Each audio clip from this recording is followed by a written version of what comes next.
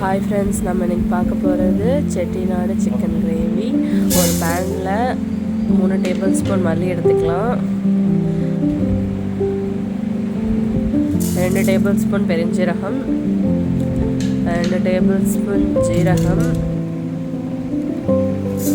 2 table spoon மிளகு,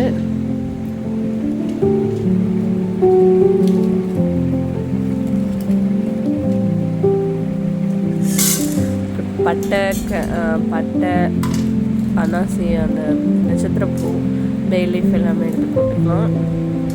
அதோட ஒரு 5-6 காஞ்ச மிளகாவும் எடுத்து போட்டு நல்லா வறுத்துக்கலாம். நல்லா மீடியம் ஃப்ளேம்லேயே வச்சு லைட்டாக, ரொம்ப காந்த விடாமல் லைட்டாக வறுத்துட்டு அதிலே தேங்காய் ஆட் பண்ணிக்கலாம்.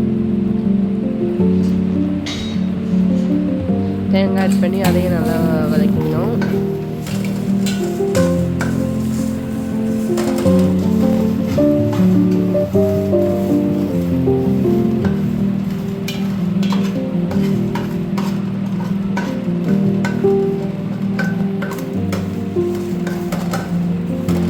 தேங்காய் ஓரளவுக்கு நல்லா கலர் சேஞ்ச் ஆனதுக்கப்புறம் ஒரு தட்டை எடுத்து அதை மாற்றி வச்சுக்கலாம்.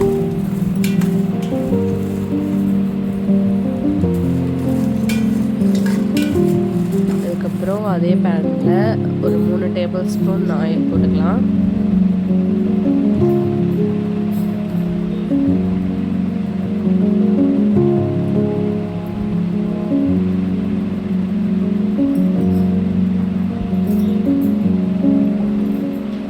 ஒரு டேபிள் ஸ்பூன் பெருஞ்சீரகத்தூள் போட்டுக்கலாம்.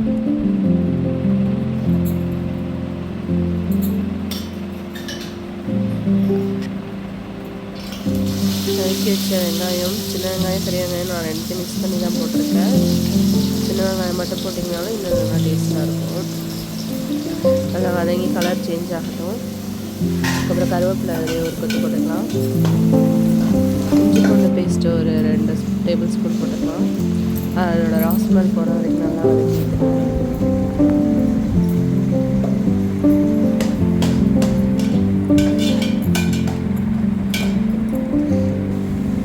அதுக்கப்புறம் தக்காளி 2 தக்காளி கட் பண்ணி வச்சுருக்கேன், அதிலே ஆட் பண்ணிக்கலாம்.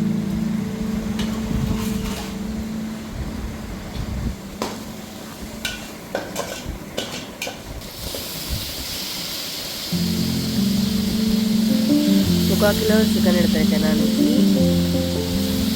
நல்லா மசாலாவோட பரட்டி விட்டு நல்லா வேகட்டும், தண்ணி விடும். சிக்கன் நல்லா தண்ணி விடும். அதனால் நல்லா பரட்டிட்டு வேக வச்சுட்டு நல்லா கொதிச்சு வரட்டும். அதில் நம்ம முன்னாடி வறுத்து வச்சோம்ல, அந்த மசாலா மிக்சியில் போட்டு நல்லா அரைச்சி பேஸ்ட்டாக எடுத்து அதையும் சிக்கனோட ஆட் பண்ணிக்கலாம்.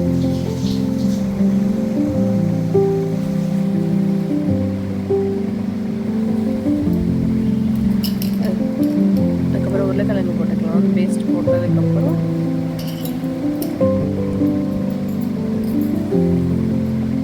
பேஸ்ட் போட்டு நல்லா மிக்ஸ் பண்ணிக்கலாம்.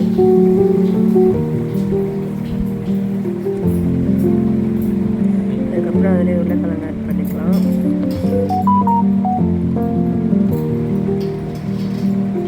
அதை நல்லா மிக்ஸ் பண்ணி விட்டு நல்லா கொதிக்க விடணும்.